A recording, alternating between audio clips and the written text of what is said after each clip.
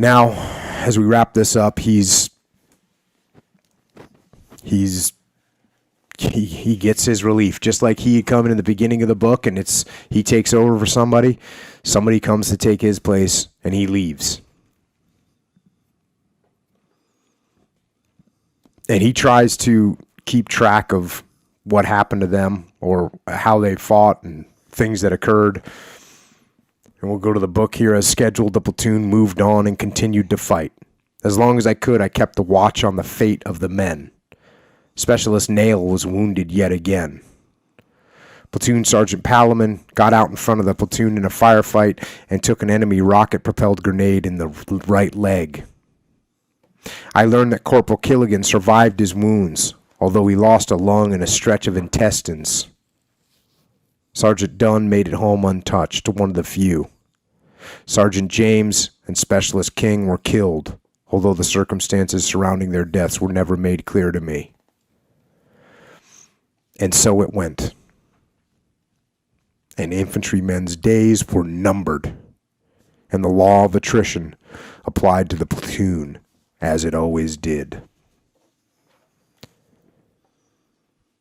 In the summer of 1971, I flew out of Cam Ranh Bay to return to my wife and infant son. I had just made captain. It had been a long 12 months, and I had changed in more ways than rank.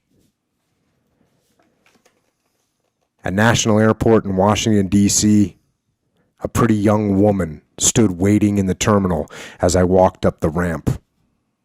By her knee stood a 15-month-old child with curly blonde hair, barely able to keep his balance on his chubby little legs. I kissed them both hello. The woman was happy.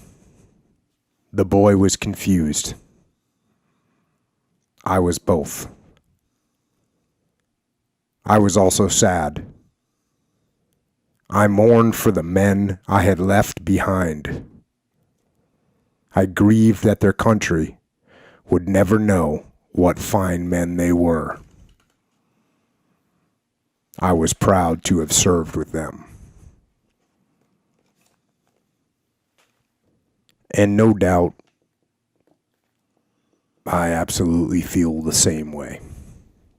The amazing men and women who I saw cut down at the height of their lives. And our country will never really know what fine people they were, what fine human beings they were. And I hope that from their sacrifice, we can take and we can learn from what they learned. And we can be inspired by them and driven by them and become better leaders and better people from their example.